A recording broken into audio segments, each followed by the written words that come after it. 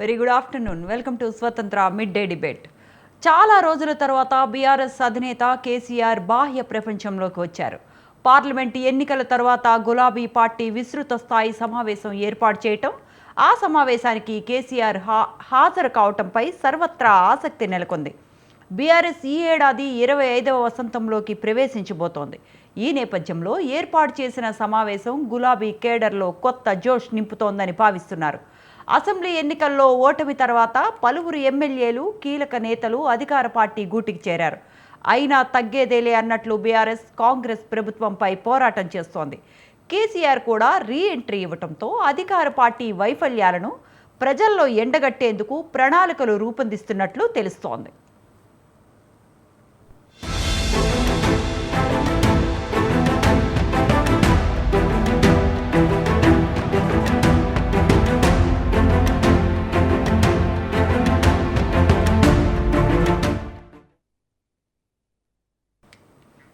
Right. ఇంతకు తెలంగాణలో గులాబీ పార్టీ పూర్వ వైభవం సంతరించుకుంటుందా?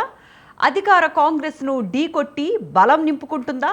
ప్రజా సమస్యలపై పోరాటాన్ని ఎక్కుపెట్టనున్న బీఆర్ఎస్ ఎంత మేరకు సక్సెస్ అవుతుంది? ఇదే అంశాన్ని గురించి ఇవాల్టి మిడ్ డే డిబేట్లో చర్చిద్దాం.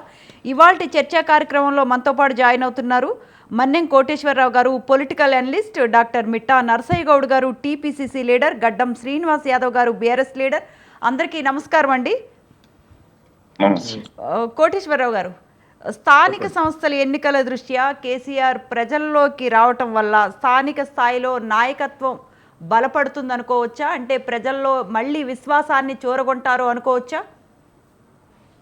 గడిచినటువంటి అసెంబ్లీ ఎన్నికల తర్వాత జరిగినటువంటి పరిణామాలని గమనంలో ఉంచుకున్నప్పుడు కేసీఆర్ రంగంలోకి రావాలి, లేదా ఆయన వాయిస్ వినిపించాలి అనేటువంటి ఆతృత కానివ్వండి, లేదా ఒత్తిడి కానివ్వండి, బీఆర్ఎస్ శ్రేణుల నుంచి రోజు రోజుకి పెరిగింది అనేది నా అభిప్రాయం. ఆ కారణంగానే రెండవది స్థానిక సంస్థల ఎన్నికలు కూడా ముందుకు రాబోతున్నటువంటి తరుణంలో ఇంకా మౌనంగా లేదా ఫామ్ హౌస్కే లేదా ఇంటికే పరిమితం అయ్యేట్లయితే అది చెడు సంకేతాలను పంపుతుందనేటువంటి ఆందోళన తెలుగుదేశం బీఆర్ఎస్ కార్యకర్తల్లో కూడా. అందుకనే ఆయన జన్మదినం తర్వాత, తన జన్మదినోత్సవం తర్వాత ఫిబ్రవరి 19వ తారీఖున సమావేశం జరుపుతారని, ఆ సమావేశంలో తన కార్యాచరణ గురించి ప్రకటిస్తారని ఎప్పుడో గతంలోనే వార్తలు వచ్చాయి. బహుశా దానికి అనుగుణంగానే ఈ పరిణామం జరిగినట్లు కనిపిస్తుంది. అయితే వివిధ సమస్యల మీద ఆయన ఏ విధంగా స్పందిస్తారు, అదేవిధంగా అసెంబ్లీకి హాజరై గడిచినటువంటి తన 10 సంవత్సరాల పాలనను ఏ విధంగా సమర్థించుకుంటారు అనేటువంటిది ఇప్పుడు రాష్ట్రంలో ఒక ఆసక్తికరమైనటువంటి పరిణామం. ఎందుకు అంటే ఇప్పటి వరకు కాంగ్రెస్ పార్టీ నేతలు అసెంబ్లీకి రాకుండా, లేదా గత పాలన దానికి సంబంధించినటువంటి సమీక్షలకు సమాధానం చెప్పుకోలేకనే అసెంబ్లీకి రావడం లేదు అనేటువంటి రాజకీయపరమైనటువంటి దాడిని కాంగ్రెస్ కొనసాగించింది. అందువల్ల ఇప్పుడు ఏ విధంగా అసెంబ్లీ సమావేశాలు జరగబోతాయి, బడ్జెట్ సమావేశాలు అనేటువంటిది రాష్ట్ర ప్రజల్లోనూ, అదేవిధంగా యావత్ తెలుగు ప్రజానీకంలో కూడా ఆసక్తి రేపుతా ఉంది అనేది నా అభిప్రాయం. అంటే కోటేశ్వరరావు గారు, ఇప్పుడు అంటే వీళ్ళకి అంటే మనం పార్లమెంట్ రిజల్ట్స్ దృష్ట్యా ఇప్పుడు కేసీఆర్ గారే డైరెక్ట్గా బయటకు వచ్చి సమీక్షలు, సమావేశాలు నిర్వహించటం, దిశానిర్దేశం చేయటాన్ని, అంటే ఇప్పుడు విజయ అవకాశాలు ఎలా ఉండే అవకాశం కనిపిస్తోంది? అంటే పార్లమెంట్ ఎన్నికలే మళ్ళీ అంటే ఆ రిజల్ట్సే రిపీట్ అయ్యే అవకాశం ఏమైనా కనిపిస్తోందా? నిజానికి కేసీఆర్ బయటికి రాకపోయినా, బహిరంగంగా మాట్లాడకపోయినప్పటికీ ఆయన ప్రతినిధులుగా వ్యవహరిస్తున్నటువంటి భావోభావమరుదులు, లేకపోతే హరీష్ రావు, కేటీఆర్, వీళ్ళిద్దరు కూడా కేసీఆర్ గైడెన్స్ లేదా కేసీఆర్ కన్సర్న్లోనే వాళ్ళంతా పనిచేస్తున్నారనేటువంటిది సత్యం. అంతే తప్ప వాళ్ళేదో ఇండివిజువల్గా వాళ్ళ ఎజెండా ప్రకారం పనిచేస్తున్నారని అనుకోవడానికి లేదు. కేసీఆర్ మార్గదర్శకంలోనే వాళ్ళు పనిచేస్తున్నారు. అందువలన ఇప్పుడు రాబోయేటువంటి రోజుల్లో కేసీఆర్ వస్తే దానికి భిన్నంగా ఏం మాట్లాడతారు అనేటువంటిది ఒక అంశం.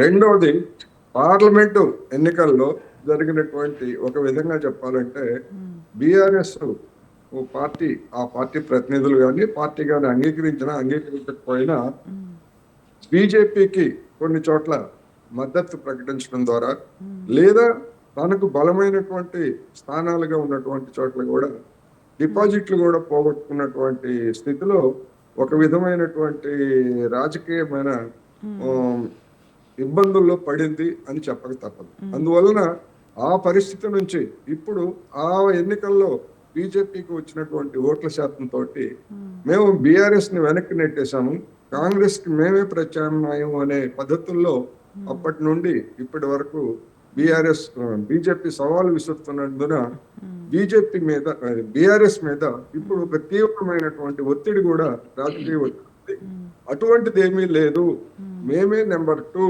లేదా నెంబర్ 1 అని నిరూపించుకోవాల్సినటువంటి బాధ్యత ఆ పార్టీ నాయకత్వం మీద ఉంది కనుక ఆ సవాళ్ళను స్థానిక సంస్థల ఎన్నికల్లో ఏ విధంగా స్వీకరిస్తారు అనేటువంటిది మనం చూడాలి. ముందుగానే ఎటువంటి కంక్లూజన్స్ కి రానవసరం లేదనేది నా అభిప్రాయం. ఓకే, మళ్ళీ వస్తానండి మీ దగ్గరకు. మనతో పాటు ఉన్నారు గడ్డం శ్రీనివాస్ యాదవ్ గారు. నమస్తే అండి శ్రీనివాస్ యాదవ్ గారు. శ్రీనివాస్ గారు వినపడుతోందా? శ్రీనివాస్ గారు మీ ఆడియో మ్యూట్లో ఉన్నట్టుందండి.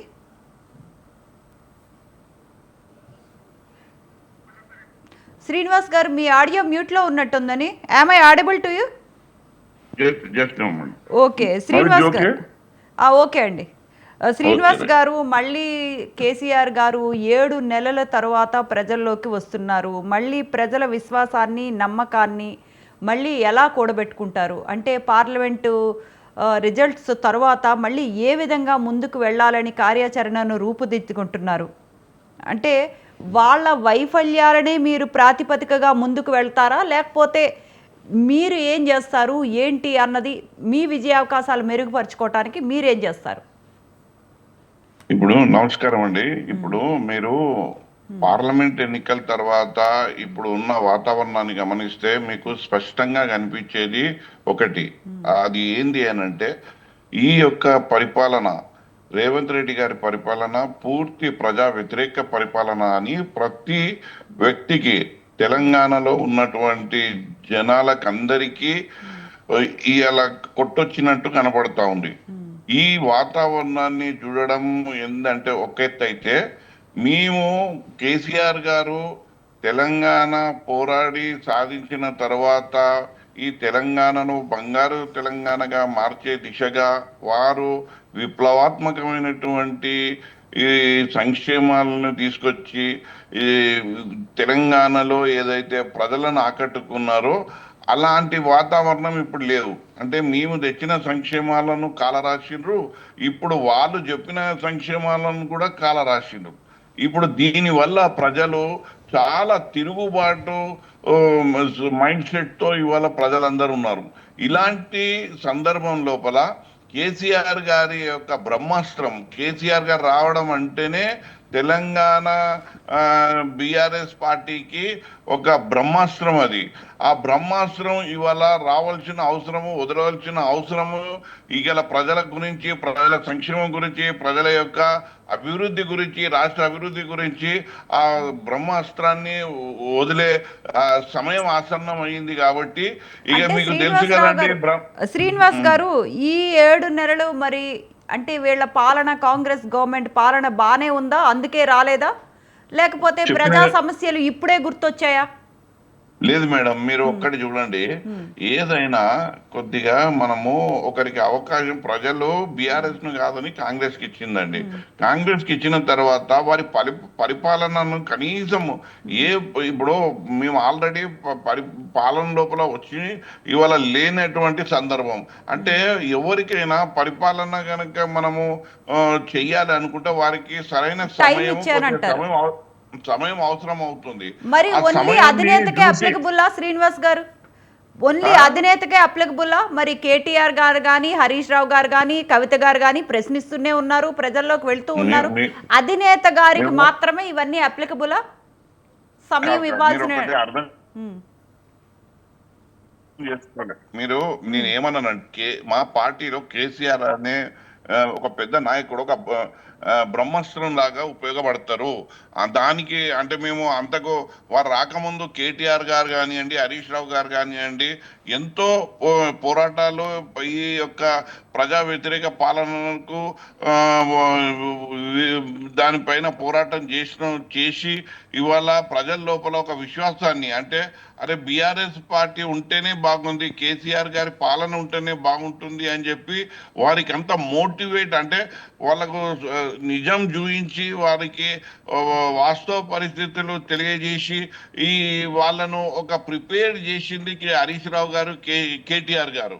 మీరు ఇక్కడ అర్థం చేసుకోవాలి. ఆ తర్వాత ఇప్పుడు ఏంది అని అంటే కేసీఆర్ గారు రావడం అంటే ఇవాళ ఈ కార్యకర్తలకు కానీ మా యొక్క నాయకులకు కానీ ఎట్లా అంటే ఒక కొత్త ఎనర్జీ రావడానికి ఉపయోగపడుతుంది.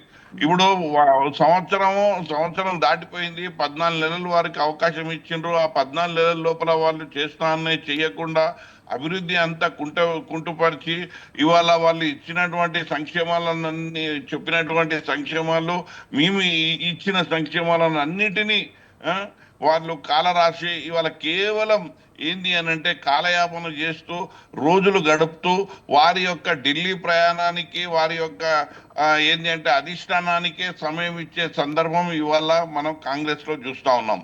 ఇలాంటి పూర్తిగా అంటే వ్యాక్యూమ్ క్రియేట్ అయింది ఇక్కడ. ఎట్లా అంటే శూన్యంలోకి వెళ్ళిపోయింది.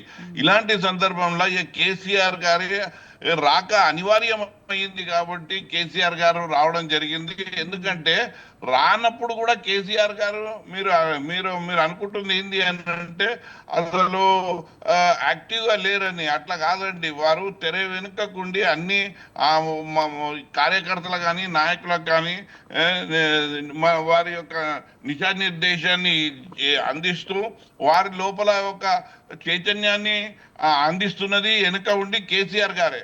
ఇవాళ అలాంటివన్నీ చేసిన తర్వాత కూడా ఈ కాంగ్రెస్ పార్టీకి కానీ నాయకులకు కానీ ఇంకా బుద్ధి రావడం లేదు కాబట్టి ఇక కేసీఆర్ రంగ ప్రవేశం అనివార్యమైంది కాబట్టి ఇక్కడ నుంచి కార్యకర్తల లోపల రెట్టింపు ఉత్సాహం, రెట్టింపు ఒక ఏంటి అంటే మన యొక్క పోరాట పటిమి ఇమిడ్చుకొని ముందుకు వెళ్ళే ఒక సందర్భాన్ని ఇవాళ క్రియేట్ చేయడానికి కేసీఆర్ గారు రావటాన్ని మనం చూడొచ్చు. ఇవాళ నేను ఒక్కటే చెప్తున్నానండి, సంవత్సరం అయ్యింది. సంవత్సరం ఇంత తొందరగా ఏ ప్రభుత్వం కూడా ఇప్పుడు మీ దగ్గర మేధావులు చాలా మంది ఉన్నారు, ఇతర పార్టీ వాళ్ళు కూడా ఉండొచ్చు. దేశం లోపలనే ఇంత తొందరగా అంటే సంవత్సరం లోపలనే ఆ పార్టీకి ఇంత మొత్తం పాతాల స్థాయికి వెళ్ళిపోయింది. అది మొత్తం అంటే అది ఎటు అంటే దానికి అది మొత్తం కాంగ్రెస్ పార్టీ పాతాళంలోకి వెళ్ళిపోయినటువంటి సందర్భం కనబడుతుంది. ఇక మళ్ళీ కాంగ్రెస్ పార్టీ 20 సంవత్సరాలకు కూడా ఇంకా 20 సంవత్సరాలకు కూడా కాంగ్రెస్ పార్టీ మళ్ళీ అధికారంలోకి రాదు. ఇక్కడ ఈ తెలంగాణలో కాంగ్రెస్ పార్టీ పూర్తిగా తుడిచిపెట్టుకొని పోతుంది. రైట్ శ్రీనివాస్ గారు, మళ్ళీ మీ దగ్గరకు వస్తాను. మనతో పాటు నర్సయ్య గౌడ్ గారు ఉన్నారు. నర్సయ్య గౌడ్ గారు నమస్తే అండి. నమస్తే మేడం. అంటే బీజేపీ వాళ్ళు 6 అబద్ధాలు 66 మోసాల పేరిట ఛార్జ్ షీట్ విడుదల చేసి ప్రభుత్వ వైఫల్యాలను ప్రజల్లోకి తీసుకువెళ్లే కార్యక్రమాలు కూడా చేస్తూ ఉన్నారు. కవిత గారు కూడా అంటున్నారు కాంగ్రెస్ పాలనలో తెలంగాణ 100 ఏళ్లు వెనక్కిపోయింది అని. ఇప్పుడు సార్ శ్రీనివాస్ గారు కూడా అంటున్నారు పాతాళానికి పడిపోయింది అని. ఇంత అప్రతిష్ట, ఇంత అంటే ఇన్ని తిట్లు 1.5 ఇయర్లో, అంటే ఇంత అవినీతి చేసిన ముఖ్యమంత్రిని ఎక్కడ ప్రపంచంలో చూడలేదు అని కేటీఆర్ గారు కూడా స్వయంగా అన్నారు. ఎందుకండి ఇంత వైఫల్యాన్ని మూట కట్టుకోవటానికి, అంటే ప్రతిపక్షం ఇంత ఘోరంగా విమర్శలు చేయటానికి కారణాలు ఏమి అనుకుంటున్నారండి? వాయిస్ క్లియర్ ఉందా మేడం? క్లియర్గా ఉందండి. ఓకే. ముందుగా మీకు ప్యానెల్లో ఉన్న పెద్దలకు వ్యూవర్స్కు నమస్కారం. ఇప్పుడు ప్రతిపక్షాలకు ఏం మాట్లాడాలనో తెలియని పరిస్థితి, సందిగ్ధంలో ఉన్నారు. అంటే ఏం మాట్లాడదామన్నా అవన్నిట్లో కూరుకుపోయిన పరిస్థితి వాళ్ళది. ఇప్పుడు బీఆర్ఎస్ విషయం చెప్తే వాళ్ళు ఏం విమర్శిస్తారు? ఏ అంశం తీసుకొని విమర్శిద్దామని ప్రయత్నం చేసినా ఆ అంశంలో పీకెలతో మునిగిపోయిన వాళ్ళు వాళ్ళే ఉన్నారు. కాబట్టి ఏదో ఒక విమర్శ చేయాలి కాబట్టి వేగంగా విమర్శలు చేస్తా ఉన్నారు అనేది వాస్తవం. ఎందుకంటే ఇంకెక్కడ బీఆర్ఎస్ పార్టీ అని తెలంగాణలో బీఆర్ఎస్ పరిస్థితి అమ్ముడు పోయింది ఆల్రెడీ.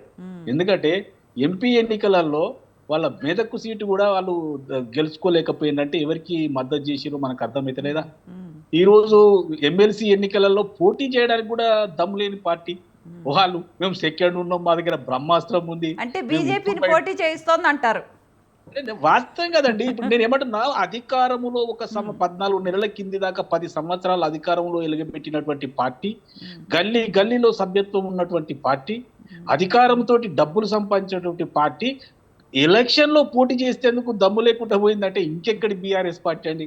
నేను ఒక్క విషయం మీకు స్పష్టంగా చెప్పదలుచుకున్నాను ఏంటంటే, బీఆర్ఎస్ పార్టీ ఎన్నికలలో పోటీ చేస్తలేదు అంటే బీజేపీకి అది ఇండైరెక్ట్ గానో డైరెక్ట్ గానో మద్దతు చేస్తుంది అనేదే కదా. ఇక దాన్ని ఒక పార్టీకి కొమ్ము కాస్తుందని ప్రజలకు కూడా అర్థమైనాక వాళ్ళ ముఖం ఎవరు చూస్తారండి? నేనన్నా కేసీఆర్ ఏం చెప్తాడు? ఇలా 6 నెలలకు లేచి వచ్చిండు, నేను లేస్తే మనిషిని కాదని అంటే ఏమనుకోవాలి?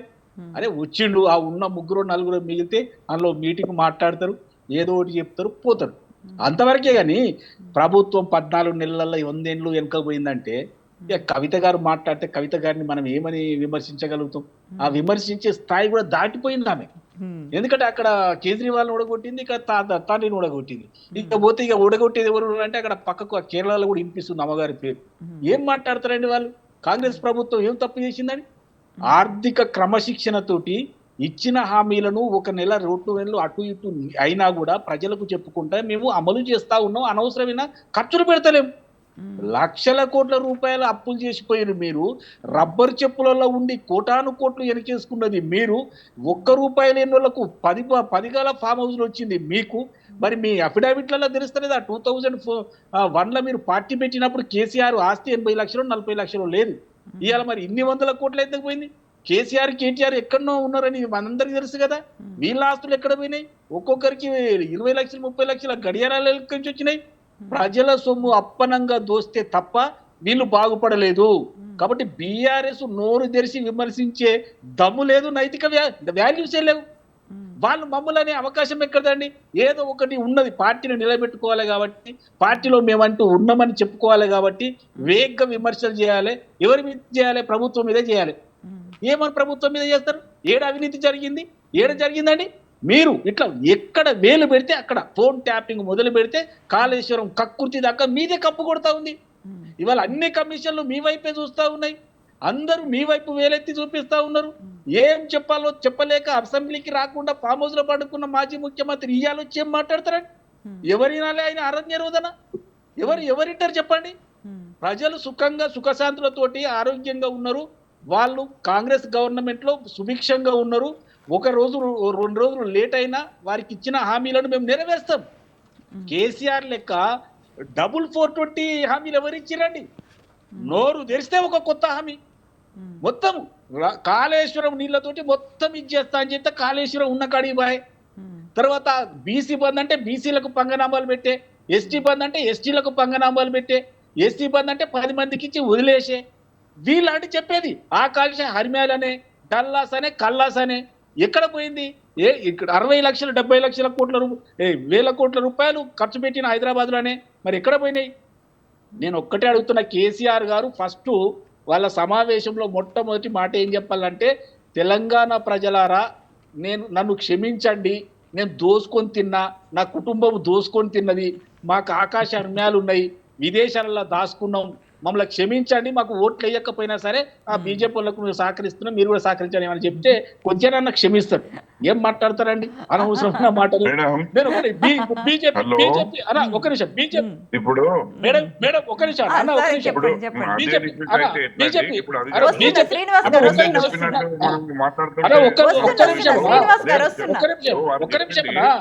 అన్న, ఒక్క నిమిషం వినండి. నేను ఏమంటున్నా, బీజేపీ సంగతి చెప్తా చూడండి. బీజేపీ వాళ్ళకు ఒక కన్ఫ్యూజన్ ఏముందంటే, అరే మనకి ఎట్లు వచ్చినాయో ఓట్లు 35% వచ్చినాయి, కేసీఆర్ లోపల కూర్చుంటే ఇక ఆ కేసీఆర్ను లేవకుండా చేస్తే ఈ 35 తోటి మనం సెకండ్ పొజిషన్లో ఉంటాం కదా అని వాళ్ళతోటి పోటీ పడాలన్నా కలిసిపోవాలన్నా ఏం మాట్లాడాలో తెలియక అయోమయంలో భారతీయ జనతా పార్టీ ఉంది. ఇప్పుడు ఏదన్నా రేపు ఎన్నికలు వస్తే, ఏది ఎంపీటీసీ జెడ్పీటీసీ ఎన్నికలు ఏమైనా వస్తే మేము 90% స్వీప్ చేస్తామండి. ఆ 10% బీజేపీకి ఎంత, బీఆర్ఎస్కి ఎంత, నువ్వు సెకండ్, ఆ 10% నేను సెకండ్ అని వాళ్ళిద్దరు కొట్లాడుకోవడానికి వాళ్ళు ఎన్నికలు చేసుకోవాలి తప్పితే భారతీయ జనతా పార్టీ అనేది నేనైతే ఇప్పుడు కూడా నమ్ముతున్నా. భారతీయ జనతా పార్టీ అనేది థర్డ్ ఫోర్స్ అని నేనైతే నమ్ముతున్నా వ్యక్తిగతంగా. కేసీఆర్ వాళ్ళ మీద దయదలచడం వల్ల వాళ్ళకు ఆ మాత్రం 8 సీట్లు వచ్చినాయి, కానీ వాళ్ళకి ఎవడెత్తాడండి ఓటు? ఏ కోణంలో ఇస్తారు? ఏ కోణంలో ఇస్తారు? కాబట్టి భారతీయ జనతా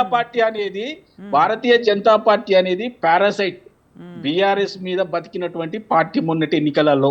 నేను అంటున్నా, సవాల్ చేస్తున్నా, వచ్చే గ్రామ పంచాయతీ ఎన్నికలలో భారతీయ జనతా పార్టీ మేము సెకండ్ అంటే నీకు సగం రావాలి, మాతో పోటీ పడాలి. నీకు ఎన్ని వస్తాయో తెలిస్తే 100ల మీద వస్తాయి, మీకు 1000 మీద ఉన్నాయి, 100ల మీద కూడా రావు మీకు. మీరు సెకండ్ అంటే ఏడే సెకండ్ అని. కాబట్టి నేను ఒకటే అంటున్నా, ఈ వచ్చే ఎన్నికలలో జరగబోయేది, తెలియబోయేది ఒకే ఒకటి ఏంటంటే BRS second position, BJP second position అని వాళ్ళు తెలుసుకోవాలి. మేము 90% స్వీప్ చేస్తాం. ఇప్పుడు కేసీఆర్ గారు 10 మీటింగ్లు పెట్టినా, 100 మీటింగ్లు పెట్టినా, అవాకుడు చెవాకుడు ఎన్ని వెళ్ళినా ప్రజలకు దూరమైనటువంటి మాజీ ముఖ్యమంత్రిగానే చూడాలి తప్ప ఆయన ఏం చెప్పినా ప్రజలు రిసీవ్ చేసుకునే పరిస్థితిలో లేరు. అన్ని అబద్ధాలే కదండి, అన్ని అబద్ధాలే. ఇప్పుడు ట్యాంక్ బండ్ మీద వాటర్ ఏమన్నాడంటే ఆయన, అది తెల్లగా కొబ్బరి నీళ్ళ లెక్క నేను చేస్తా, అందులో 10 పైసల బిల్లు వేస్తే తెల్లగా కనిపిస్తుంది, మీరు ఏది బిస్లరీ బాటిళ్లలో నీళ్లు పారబోసి దీంట్లో నీళ్లు ఎత్తుక్కొని తాగాలని చెప్పిండు. మరి రమ్మని చెప్పండి, ఒకసారి తాగి చూపించమని చెప్పండి.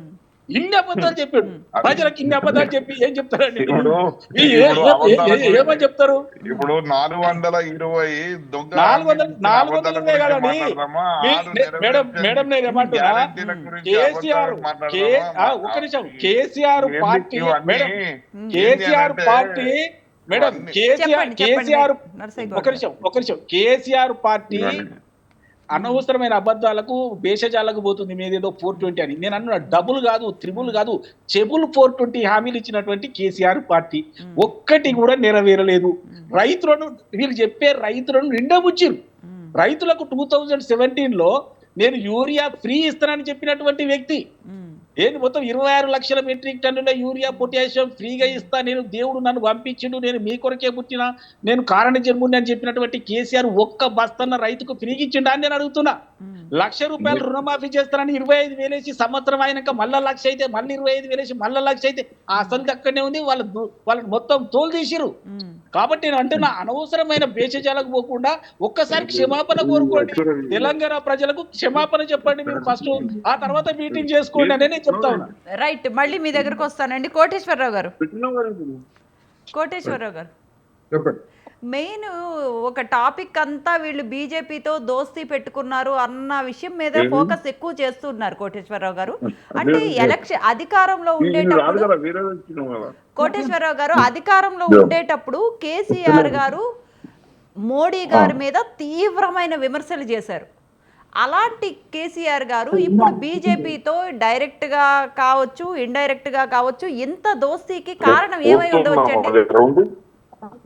కేసీఆర్ లేదా బీఆర్ఎస్, టిఆర్ఎస్ పార్టీలు మొదటి నుంచి బీజేపీకి వ్యతిరేకంగా లేవు.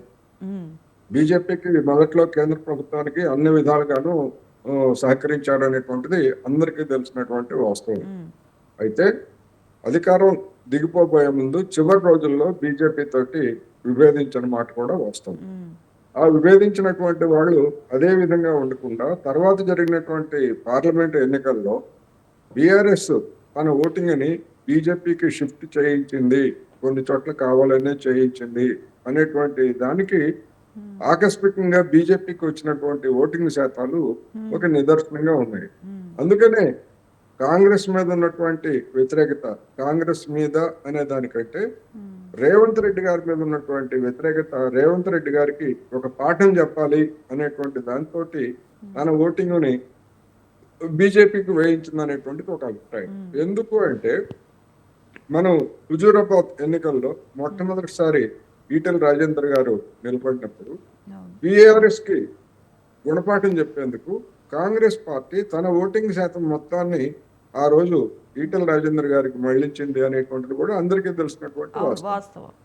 ఎందుకు అంటే కేసీఆర్ రాజకీయ ప్రతిష్టను దెబ్బతీయాలి, అక్కడ ఈటెల రాజేందర్ ని గెలిపిస్తే కేసీఆర్ ప్రతిష్ట దెబ్బతింటుంది అనేటువంటి దానికి అప్పుడు కాంగ్రెస్ పార్టీ ఆ విధమైనటువంటి పనికి పూనుకుంది. అదే ప్లేని పార్లమెంట్ ఎన్నికల్లో బీఆర్ఎస్ కేసీఆర్ కాంగ్రెస్ కు వ్యతిరేకంగా లేదా రేవంత్ రెడ్డికి వ్యతిరేకంగా చేశారు. అందుకనే రేవంత్ రెడ్డి గారి సొంత నియోజకవర్గం మహబూబ్ నగర్ లో బీజేపీ గెలవటానికి కారణం అదొక ప్రధానమైనటువంటి అంశం అనేది బహిరంగ రహస్యం. దాన్ని బీఆర్ఎస్ వాళ్ళు అంగీకరించకపోవచ్చు, కానీ అక్కడ ఉన్నటువంటి బీజేపీ బలం ఎంత, బీఆర్ఎస్ బలం ఎంత, లేదా కాంగ్రెస్ బలం ఎంత అని చూసుకున్నప్పుడు డెఫినెట్ గా రేవంత్ రెడ్డి గారి మీద ఉన్నటువంటి రాజకీయ పరమైనటువంటి కక్ష తీర్చుకోవడానికి అక్కడ బీజేపీ క్యాండిడేట్ డికే అరుణ గారిని బలపరిచారనేది అందరికీ తెలిసినటువంటి సత్యం. అదేవిధంగా ఇతర నియోజకవర్గాల్లో కూడా తమ రాజకీయ ప్రతిష్టను కూడా పణంగా పెట్టి కాంగ్రెస్ కి గుణపాఠం నేర్పాలని ఆ విధంగా చేశారనేటువంటి విమర్శలు బీఆర్ఎస్ ఎదుర్కొంది. అయితే ఇప్పుడు ఎవరితో కలిశారు అనేటువంటి దానికి స్థానిక సంస్థల ఎన్నికలు అనేటువంటివి ఒక పెద్ద అగ్ని పరీక్షగా మారబోతున్నాయి. ఆ అగ్ని పరీక్షల్లో ఏం చేస్తారు, ఏ విధంగా తమ మీద వచ్చినటువంటి ఆరోపణల్ని ఇటు బీజేపీ కానివ్వండి అటు బీఆర్ఎస్ కానివ్వండి ఏ విధంగా మాకేం సంబంధం లేదు అని ఓటర్ల ముందు రాష్ట్ర ప్రజల ముందు నిరూపించుకుంటారనేది చూడాల్సింది. అందుకని స్థానిక సంస్థల ఎన్నికలు ఆ రెండు పార్టీలకి ఒక పెద్ద పరీక్ష. అయితే అదే సమయంలో కాంగ్రెస్ పార్టీ మీద తలెత్తినటువంటి అసంతృప్తి అనేది కూడా ఒక వాస్తవం. ఈ అసంతృప్తిని మరి ఆ రెండు పార్టీలు ఎలా వినియోగించుకుంటాయి, జనాన్ని కాంగ్రెస్ పార్టీ ఏ విధంగా కన్విన్స్ చేసి తన పట్టు నిలుపుకుంటుంది అనేటువంటిది బీజేపీ కాంగ్రెస్ ముందు ఉన్నటువంటి కూడా సవాల్. అందుకని నిజానికి మూడు పక్షాల మధ్య ఒక రాజకీయ పరమైనటువంటి సవాళ్ళు ఉన్నది. ఈ సవాల్ని ఎవరు ఎట్లా గెలుస్తారు, ఎవరు ఏం చేస్తారు అనేది స్థానిక సంస్థల ఎన్నికల్లో రుజువు కాబోతా ఉంది. అంటే కోటేశ్వరరావు గారు ఒక మాట చెప్పండి, ఇంత అంటే నిజంగానే బీఆర్ఎస్ కాంగ్రెస్ వైఫల్యాలని తీసుకువెళ్ళి సక్సెస్ అయిందా, నిజంగానే కాంగ్రెస్ అంత విఫలమైందా ప్రజాపాలనలో? ప్రజాపాలనలో ఇప్పుడు ఒకటి ఈ సంక్షేమ పథకాలకు ఉన్నటువంటి లక్షణం ఏమిటంటే ఎంత ఇచ్చినప్పటికీ ఇచ్చిన దానికంటే ఇవ్వని దాని మీదనే జనం కేంద్రీకరణ ఉంటుంది. ప్రతిపక్షాలు కూడా సహజంగానే అదే చూస్తాయి. అందుకని ఇప్పుడు బీఆర్ఎస్ వాళ్ళు ఒక ఎక్స్ట్రీమ్ ఎండ్కి వెళ్ళి మొత్తం అంతా ఘోరంగా ఉంది, రాక్షస పాలన, జనం అంతా తీవ్రంగా వ్యతిరేకిస్తున్నారు, వీధుల్లోకి వస్తున్నారు అన్నట్టుగా బీఆర్ఎస్ బీజేపీ చిత్రీకరిస్తా ఉంది. అదే సమయంలో లేదు మా పాలన స్వర్ణయుగంగా ఉంది, జనం మాకు బ్రహ్మాండమైన బ్రహ్మరథం పడుతున్నారు అని చెప్పేసి కాంగ్రెస్ వాళ్ళు దానికి కౌంటర్ గా అదే స్థాయిలో చెప్తున్నారు. బీఆర్ఎస్ వాళ్ళు చెప్తున్నంత తీవ్ర వ్యతిరేకత లేదు. అలాగని చెప్పేసి పూర్తిగా కాంగ్రెస్ పక్షాన్ని సమర్థించేటువంటి పరిస్థితి కూడా లేదు. రుణమాఫీ గానీ లేకపోతే డిఎస్సి అంటే స్పీడప్ చేయటం గానీ, చాలా జాప్యం జరగటం గానీ, వాళ్ళు చెప్పిన డేట్ కంటే ఇంకా ముందుకు వెళ్ళటం గానీ జరుగుతున్నాయి. అసంతృప్తి ఉంది. అయితే అసంతృప్తి వ్యతిరేకతగా మారుతుంది అనేటువంటిది బీఆర్ఎస్ బీజేపీ వాళ్ళ ఆశ. ఆ వ్యతిరేకతగా మారకుండా ఆ అసంతృప్తిని చల్లార్చి తమ వైపు ఉంచుకోవాలనేటువంటిది కాంగ్రెస్ యొక్క చేస్తున్నటువంటి ప్రయత్నం. అందువల్ల ఇందులో ఎవరు సక్సెస్ అవుతారు అనేది ఇప్పటికిప్పుడు మనం చెప్పలేము. ఎందుకంటే ఇంతవరకు ఎన్నికల నోటిఫికేషన్ రాలేదు. ఎన్నికల రంగం ఎట్లా ఉండబోతుందో కూడా తెలియదు. ఎందుకంటే బీసీ రిజర్వేషన్స్ లేదా ఎస్సీ వర్గీకరణ ఇలాంటి అనేకమైనటువంటి సమస్యలతోటి ఈ ఎన్నికలు ముడిపడి ఉన్నాయి కనుక అవన్నీ ఒక కొలిక్కి వచ్చిన తర్వాత మాత్రమే వాటి ప్రభావం ఎన్నికల మీద పార్టీల మీద ఎలా ఉంటుందనేది కూడా అసెస్ చేయాలి. కనుక ఇప్పుడే మనం ఆ పార్టీ ఆ విజయావకాశాల గురించి లేదా మరొక పార్టీ పరాజయ అవకాశాల గురించి చెప్పడం తొందరపాటు అవుతుంది అనేది నా అభిప్రాయం. రైట్, వస్తున్నా శ్రీనివాస్ యాదవ్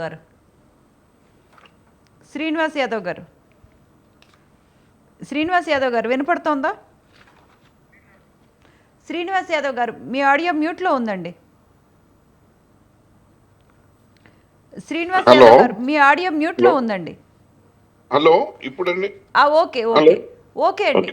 ఓకే, నర్సయ్య గౌడ్ గారు కొన్ని మాటలు చెప్పారండి. ఫస్ట్ ఆఫ్ ఆల్ కేసీఆర్ గారు చేయాల్సింది ప్రజలకు క్షమాపణ చెప్పాలి అని చెప్పారు. ఇప్పుడు నర్సయ్య గౌడ్ గారికి తెలుసుకోవాల్సిన అవసరం ఏముంది అంటే, రెండు పర్యాయాలు బీఆర్ఎస్ పార్టీ అధికారంలో ఉండి మూడో దఫా ఎన్నికలకు వెళ్ళినప్పుడు 1.8% తేడాతోని ఇవాళ కాంగ్రెస్ పార్టీ అధికారంలోకి వచ్చింది. అంటే దాన్ని ఎట్లా చూస్తున్నారు వారు అంటే వారి యొక్క బలం అనుకుంటున్నారు. అది హిందీలో ఉంటది, అడ్డి మార్కి గుడ్డి మార్కి అడ్డి మార్ దెబ్బ అన్నట్టు ఉంటది.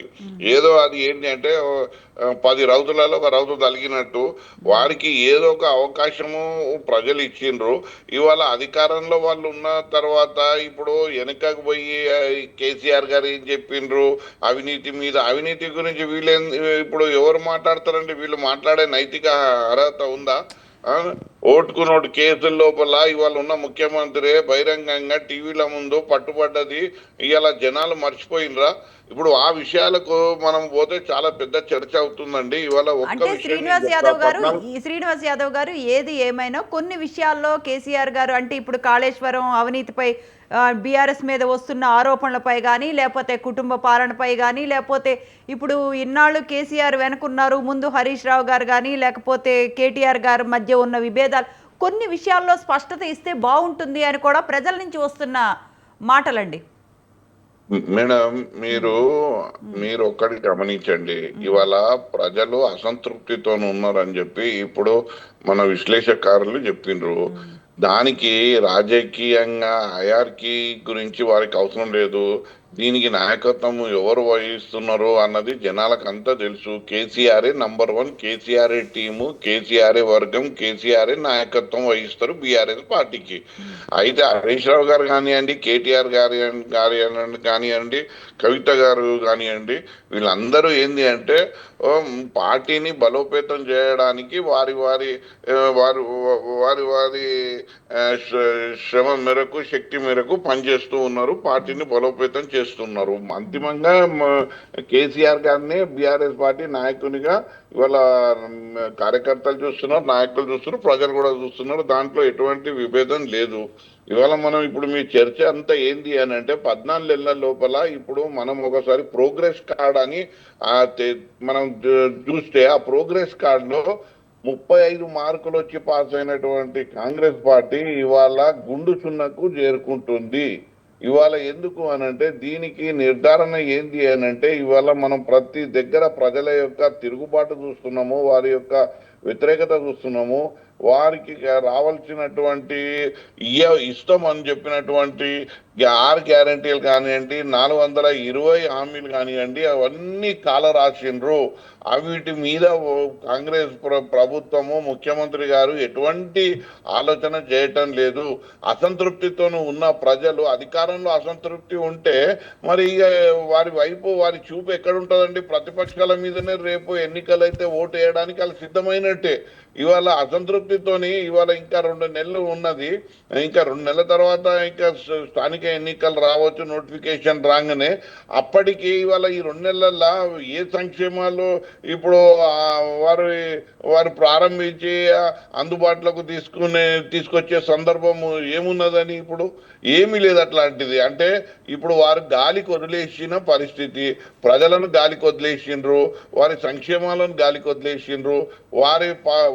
వారు ఎట్లున్నదంటే వాళ్ళ బతుకు వారు బతకని, మేమైతే అధికారం చేజిక్కించుకున్నాము, మాకు 5 సంవత్సరాల వరకు ముఖ్యమంత్రి పీఠం నుంచి ఎవరు కదిలియలేరు, మంత్రులు మాకు మంత్రి పదవులు ఉన్నాయి, నామినేటెడ్ పోస్టులు వచ్చిన వాళ్ళకు నామినేటెడ్ ఉన్నాయి. ఇప్పుడు అయ్యేది ఏమున్నది? మనమైతే గడ్డకెక్కినాము, ఇక ప్రజలు కదా ఇబ్బంది పడుతున్నది. చూద్దాము, కాలం ఏదన్నా ఎప్పుడైనా వస్తే వాళ్ళ గురించి ఆలోచిద్దాం. కానీ ఇప్పుడైతే మన కుర్చీలు మనము గట్టిగా మనం చేసుకున్నాము, మన పదవులను కాపాడుకున్నామన్న ధోరణి ఇవాళ మీరు కనబడుతుంది. దాంట్లోని భాగంగానే ప్రతిసారి ముఖ్యమంత్రి గారు ఇప్పుడు నిన్ననే అంటే తెలియజేయడం ఏంటంటే 33 సార్లు అధికారికంగా ముఖ్యమంత్రి గారు ఢిల్లీకి వెళ్ళిండ్రని అధికారికంగా చెప్తున్నారు. అంటే దీన్ని బట్టి ఇవన్నీ చూస్తుంటే ప్రజలు ఎక్కడున్నారండి? వీళ్ళ ఆలోచనలలో ప్రజలు వీళ్ళ ఆలోచనలలో లేరు. అధిష్టానం ఉన్నది, సోనియా గాంధీ ఉంది, రాహుల్ గాంధీ ఉంది, ప్రియాంక గాంధీ ఉంది. శ్రీనివాస్ యాదవ్ గారు ఎందుకు వెళ్ళారండి అన్ని సార్లు ఢిల్లీకి? మేము ఇప్పుడు మంత్రులతో కలిసి ఆ. కేంద్ర మంత్రులతో కలిసి ప్రధానమంత్రితో కలిసిందంటే ఏదైనా అభివృద్ధి చేయడానికి వెళ్ళిండ్రని మనం అనుకుంటాం. కానీ సోనియా గాంధీతో రాహుల్ గాంధీతో దేనికి వెళ్తారండి? వాళ్ళ యొక్క వాళ్ళ ఏంటంటే వాళ్ళ సీటును కాపాడుకోవడానికి, లేకపోతే అది కొనసాగించుకోవడానికే కదా వీళ్ళు పోయేది. సోనియా గాంధీ దగ్గర ఏం అధికారం ఉంది, రాహుల్ గాంధీ దగ్గర ఏం అధికారం ఉందని ప్రియాంక గాంధీ దగ్గరికి పోయి కలవడం ఎందుకు అవసరం? ఇవాళ మంత్రులను ప్రధానమంత్రులను కలిస్తే అర్థం ఉంటది. అది అట్లా పోకుండా ఢిల్లీకి పోయి వచ్చిన వాళ్ళు సోనియా గాంధీతోనే కలిసి రాహుల్ గాంధీతో కలిసి మాట్లాడొచ్చిన వాళ్ళు నిజంగా వీళ్ళకి అంటే చిత్తశుద్ధి ఉంటే సెంట్రల్ లో వాళ్ళకి అభివృద్ధి కాదు చేయాలి కాదు అనుకుంటే శ్రీనివాస్ యాదవ్ గారు, లేదండి, సెంట్రల్ లో అభివృద్ధి వాళ్ళకి పవర్ చేయాలనుకుంటే లేదు, ఇక్కడి నుంచి ఆ ఏమైనా పక్కనే- మూటలు పట్టుకొని వెళ్తున్నారని మీ డౌటా? మేడం, అది నా డౌట్ ఏంది, కాంగ్రెస్ సంస్కృతి అది. మీరు నేను లేనప్పుడు కూడా, ఈ భూమికి రానప్పుడు కూడా అదే సంస్కృతి కొనసాగుతుంది. దాన్ని ఎవరు ఆపలేరు, అది నడుస్తుంది, అది జగమెరిగిన సత్యము. కాంగ్రెస్ కి ఎప్పటికప్పుడు మనము ఇయర్ కాగానే లెక్కలు చూపెట్టాలి, బ్యాంక్ బ్యాలెన్స్ చూపెట్టాలి, ఎవరికి ఎంత ఏంది అన్నది అవన్నీ నడుస్తుంటాయి. దాని గురించి వాళ్ళకి మనము చెప్పుకోవాల్సిన అవసరం లేదు. నేను ఒకటే చెప్తున్నా, ముఖ్యమంత్రి గారు ఢిల్లీకి పోయి వస్తున్నారు, అధికారికంగా డబ్బులు ఖర్చు చేస్తున్నారు ప్రభుత్వ ఖజానా నుంచి. ఆ పక్కనే మంత్రుల అది సెక్రటరియట్ ఉంటది, అక్కడ వాళ్ళంతా కూర్చుంటారు. వాళ్ళ గురించి వాళ్ళ దగ్గరికి పోయి ఏదైనా ఒక రిప్రజెంటేషన్ ఇచ్చి నా రాష్ట్రానికి ఇది కావాలి, నా రాష్ట్రానికి ఇది కావాలని అడిగిన సందర్భాలు లేదు. కేవలం సోనియా గాంధీ దగ్గరికి పోయి అధికారికంగా ఒక చిన్న విషయము. రైట్, ఒకసారి మళ్ళీ మీ దగ్గరకు వస్తానండి. నర్సయ్య గౌడ్ గారు, అంటే రుణమాఫీ పూర్తి స్థాయిలో అమలు కాలేదు, పింఛన్లు రెట్టింపు చేస్తా అన్నారు, అది కాలేదు, ప్రాజెక్టులు పథకాలు ఇలాంటి విషయాల్లో కాస్త లోపాలు ఉన్నట్టు అనిపిస్తూ ఉన్నాయి కదండి. దాన్ని సరిదిద్దు మేడం, నేనేమంటున్నా లోపాలు కాదు, లోపాల జాప్యం, అపోని జాప్యం అంటారా మీరు? నేనేమంటున్నంటే జాప్యం అయిన మాట నిజము, ఆ మాట మేము డైరెక్ట్ గా చెప్తూనే ఉన్నాము. ఎందుకు జాప్యం అవుతుంది? మరి అలాంటి జాప్యం అవుతుంది అని తెలిసి ఒక డేటు ఒక టైము ఫిక్స్ చేయటం ఎంతవరకు కరెక్ట్? అంటే మీరు గవర్నమెంట్ లో ఉన్నారు, ఆ మాత్రం ఎస్టిమేషన్స్ వేసుకోలేరా? నేనేమంటున్నా మేడం, ఇప్పుడు మేము ఈ గవర్నమెంట్ కు రాకముందు 6 గ్యారెంటీలు ఇచ్చినా మేము కంపల్సరీ వాటిని మేము కట్టుబడి ఉన్నాము, వాటిని ఖచ్చితంగా ఇస్తాం. ఓ రోజు లేట్ కావచ్చు, అటు ఇటు కావచ్చు, అంతవరకే. అంటే నేను అనేది ఏంటంటే, ఇప్పుడు కేసీఆర్ ఇలా సభ పెడుతున్నారు, దాని సందర్భంగా మనం మాట్లాడుతున్నాం. కేసీఆర్ సభ పెట్టి, ఇప్పుడు అధికార పార్టీ అంటే కాంగ్రెస్ పార్టీ ఉన్నది. ఇప్పుడు కాంగ్రెస్ పార్టీని అడగాలి ఆయన. ఏం అడగాలి? కేసీఆర్ అడుగుతాడు ఏమనంటే, అయ్యా నేను పోయినసారి ₹1,00,000 రుణమాఫీ అని వాళ్ళకి 25,000 ఇచ్చి మళ్ళీ సంవత్సరం ఆపినా, మళ్ళీ అది 1,00,000 అయింది, మళ్ళీ 25 ఇచ్చినా మళ్ళీ 1,00,000 అయింది, నేను ఇట్లా మోసం చేసిన అని తెలిసిన వ్యక్తి మమ్మల్ని ఏమడుగుతాడండి? మేము ఒకటేసారి అదే నర్సయ్య గౌడ్ గారు, అందుకే కదా వాళ్ళు ప్రతిపక్షంలో కూర్చున్నారు. అయితే నేనంటున్నా మేడం, ఇప్పుడు కూడా మేమేం చేసినామంటే, ఇప్పుడు 21,000 కోట్ల రూపాయలు ఆల్రెడీ వాళ్ళ అకౌంట్ కు చేరినాయి. ఇక ఇలా మిత్తి ప్రసక్తి లేదు. ఏ గవర్నమెంట్ కూడా ఇప్పటి వరకు సాధించినటువంటి బ్రహ్మాస్త్రం ఇది. మేము ఏం చేసినామంటే, వచ్చిన 5-6 నెలల లోపలనే మేము వాళ్ళకి ఇవ్వవలసిన అమౌంట్ డైరెక్ట్ మొత్తం అకౌంట్ కు చేర్చినామని చెప్తున్నా. ఇంకా కొన్ని అకౌంట్లు ఏదో ఒక కారణం వల్ల మిగిలిపోయినాయి, అవి కూడా చేస్తూ పోతా ఉన్నాం. ఒకటి, ఇప్పుడు రైతులకు మిత్తి సవాల్ లేదు, వాళ్ళ పాస్బుక్లు సీజ్ అయ్యేది లేదు. ఇంతకు ముందు ఎట్లుండే అంటే, ఆ ₹1,00,000 25 వేసి సంవత్సరం మొత్తం ఆగేది.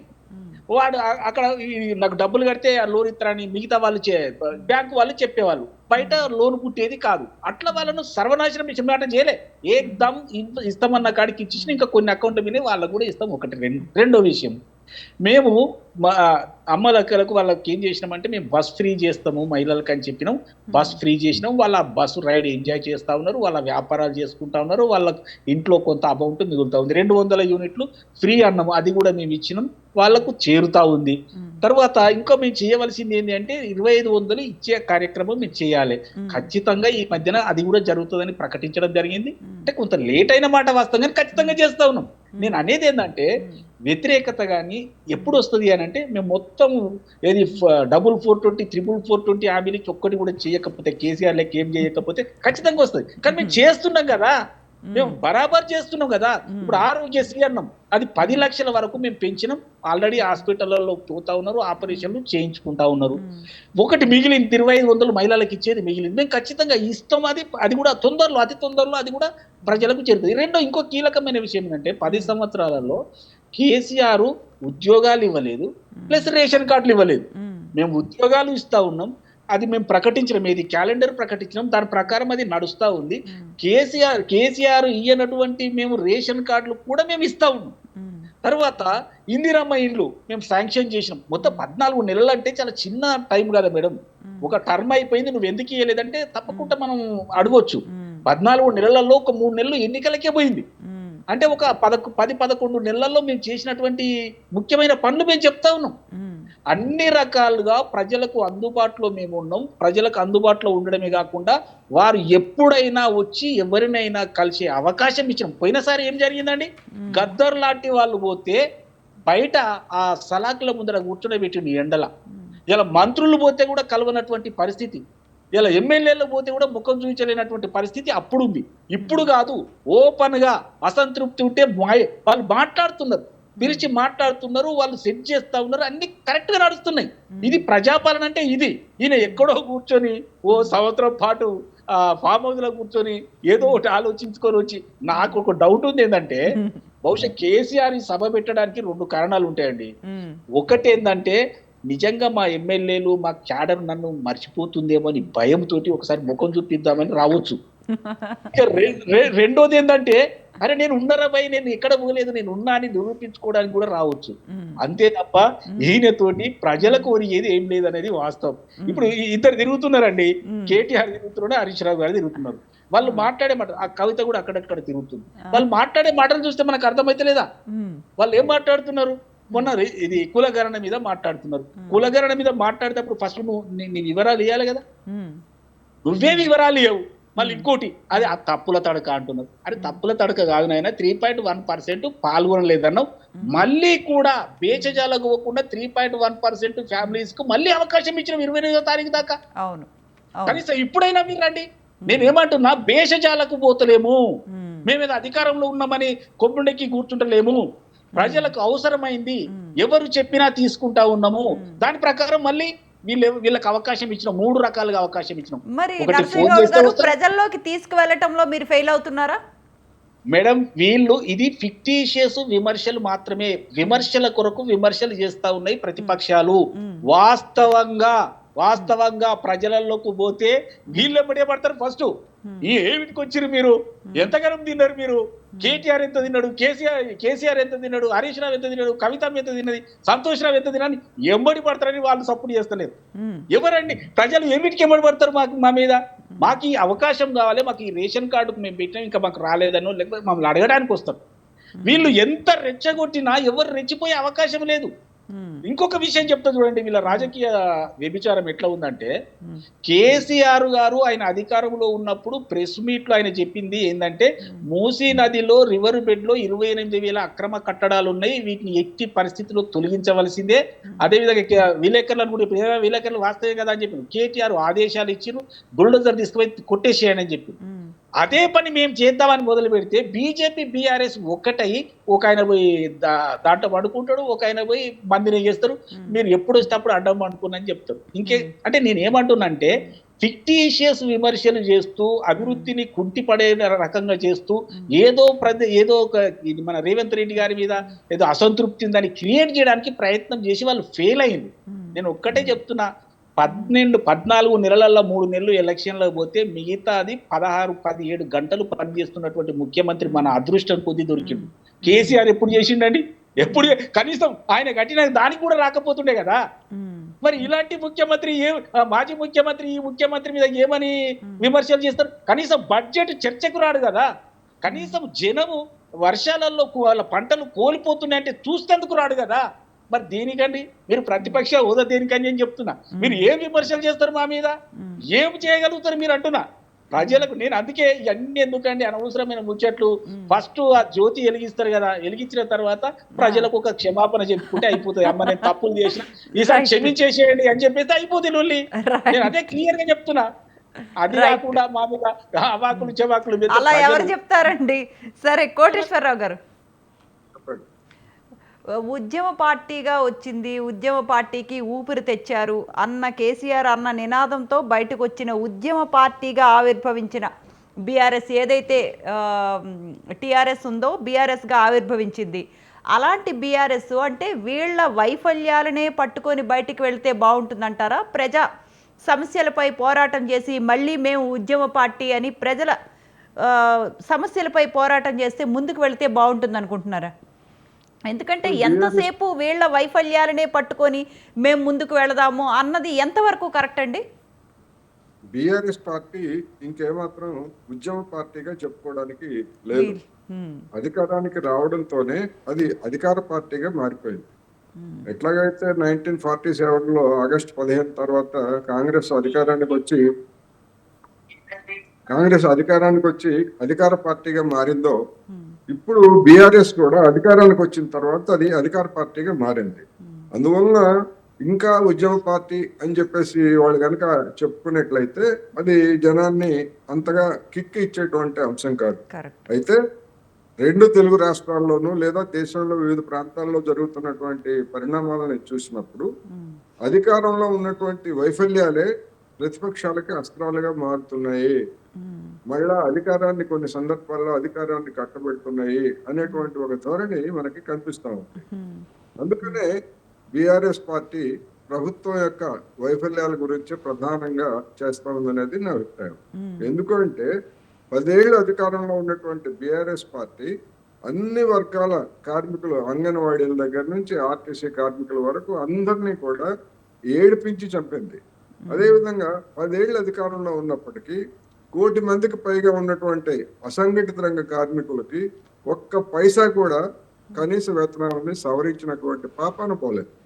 అందువలన ఇప్పుడు అది ప్రజల తరఫున ఏ మొహం పెట్టుకొని ఆ సమస్యల మీద మేము పోరాడతాము అని చెప్పేసి జనం దగ్గరికి ఏ విధంగా వస్తుంది అనేటువంటిది ప్రశ్న. ఈ గడిచినటువంటి ఏడాది కాలంలో ప్రకటనలు తప్ప ఒక నిర్దిష్టంగా ఒక కార్మికులకు సంబంధించి లేదా ఉద్యోగులకు సంబంధించి ఒక సమస్యని ముందుకు తీసుకొచ్చి చేసింది ఏమి లేదు. ఎందుకని? బీఆర్ఎస్ పాలన కాలంలో అమలు జరుపుతున్నటువంటి పిఆర్సి వేతన బకాయిలు ఇప్పటికీ ఇస్తున్నారు. అదేవిధంగా బీఆర్ఎస్ పాలనలో కరువు భత్యం వాయిదాల మీద వాయిదాలు వేసి ఇప్పటికీ పూర్తిగా ఇవ్వట్లేదు. అందువలన ప్రభుత్వ వైఫల్యాలే మమ్మల్ని రక్షిస్తాయి, తిరిగి మాకు అధికారానికి వచ్చేట్లు చేస్తాయి అనేటువంటి ఆశలతోటి బీఆర్ఎస్ పార్టీ అధికారంలో ప్రతిపక్షంగా ఉన్నది అనేది నా అభిప్రాయం. అంటే ఇలానే ముందుకు వెళితే స్థానిక సంస్థల ఎన్నికల్లో వీళ్ళ విజయావకాశాలు ఎలా ఉంటాయండి? అంటే ఇదే పంతాలో వెళితే వాళ్ళు అంటే మళ్ళీ పార్లమెంట్ రిజల్ట్సే మళ్ళీ రిపీట్ కావు అని గ్యారంటీ ఏముంటుంది? అంటే ఇప్పటి వరకు జనము సమస్యల మీద స్పందించినటువంటి వాళ్ళు మన బీఆర్ఎస్ మిత్రుడు చెప్పినట్టుగా రాబోయే 2 నెలల్లో కాంగ్రెస్ ఏమి చేస్తుంది అన్నట్టుగానే రాబోయేటువంటి 2 నెలల్లో కానీ 3 నెలల్లో కానీ బీఆర్ఎస్ కూడా చేసేదేమీ ఉండదు. చేసే పోరాటాలు ఆరాటాలు ఏమి ఉండవు. ఏ డిమాండ్ తీసుకొని చేస్తుంది? కనీస వేతనాలు కార్మికులు పెంచాలని చెప్పేసి శ్రీనివాస్ యాదవ్ గారు ఏమన్నా ధర్నా చేయగలరా? చేస్తే జనం అడుగుతారు, ఏం చేసావయ్యా 10 ఏళ్ళ నుంచి మీరు అధికారంలో ఉన్నారని చెప్పేసి అడుగుతారు. అందుకని ఇలాంటి అనేక ఈ సమస్యలు లెక్కలో 2029 వరకు వీళ్ళు ఎలానే ఉండే అవకాశం కనిపిస్తోందా? ఏదో ప్రజల ముందు కనపడటం నాకైతే అలాగే కనిపిస్తా ఉంది. రైట్. కనిపిస్తా ఉంది. అలా కాదు మేము కూడా పోరుబాటు పడతాము, ఉద్యమ బాట పడతాము అని ఒకవేళ బీఆర్ఎస్ పెద్దలు చెప్పినట్లయితే అది ఆచరణలో చూడాల్సింది. మీరు అన్నట్టు ఉద్యమ పార్టీ అన్నది పక్కన పెట్టేశారు వీళ్ళు. రైట్. ఒకసారి శ్రీనివాస్ గారి దగ్గరికి వెళ్దాం. శ్రీనివాస్ గారు వినపడుతోందా? శ్రీనివాస్ గారు మ్యూట్ తీసి మాట్లాడరా?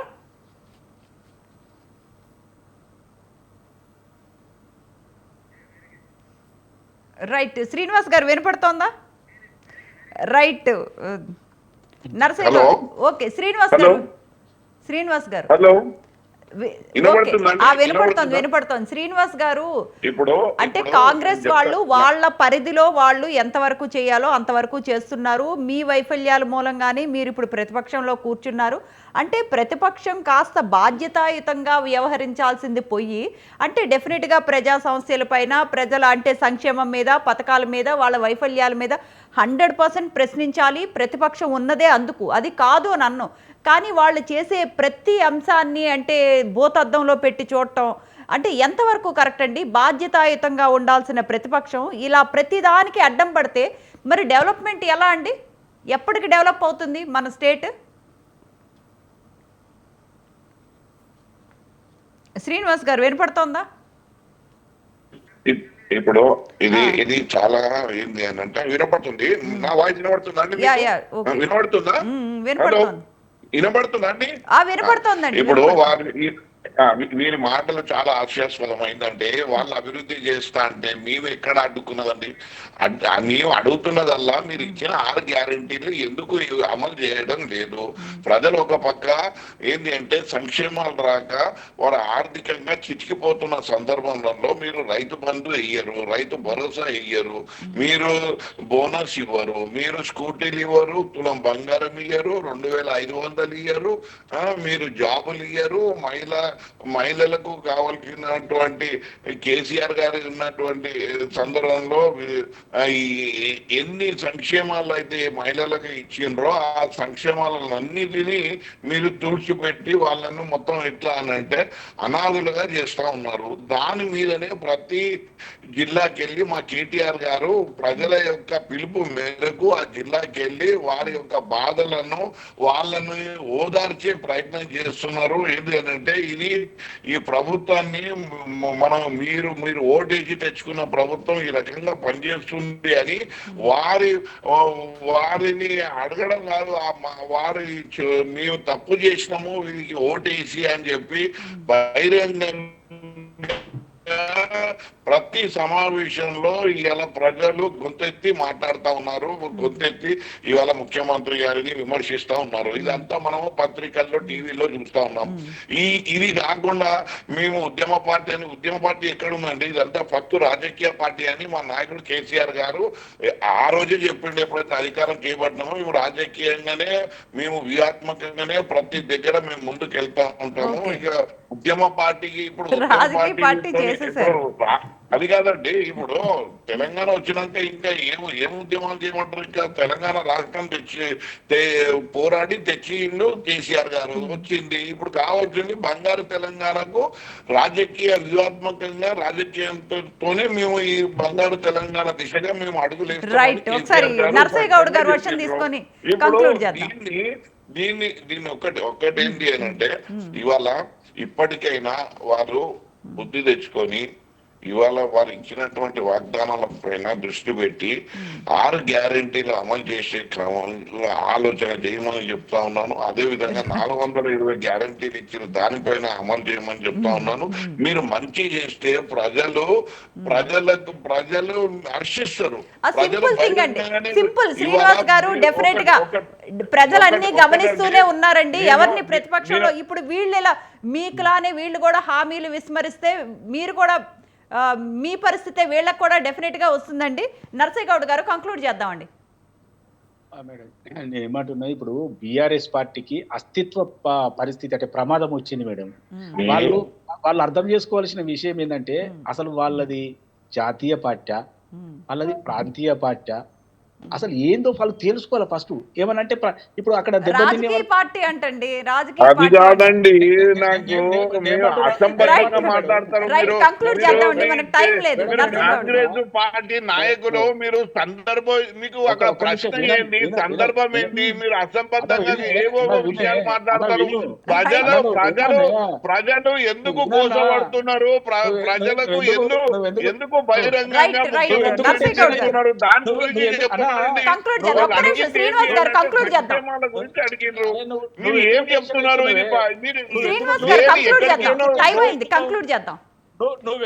తలాతోక లేని విషయాలను పట్టుకొస్తే ఎక్కడికి తలాతోక ఉద్యమ పార్టీ అని ఉద్యమ పార్టీ ఎందుకు కావాలండి? ఉద్యమ పార్టీ అవసరం ఏమున్నది? రైట్ ఏపీ తలాతోక లేని మీరు సబ్జెక్ట్ మాట్లాడితే ఎట్లా? రైట్ అండి రైట్ రైట్ అండి రైట్ రైట్ ముఖ్యమంత్రి రైట్ అండి రైట్ శ్రీనివాస్ యాదవ్ గారు, మిట్టా నర్సయ్య గౌడ్ గారు, మన్నెం కోటేశ్వరరావు గారు, thank you so much for joining and giving your insights. That's all for today's mid day debate. Stay tune to స్వతంత్ర.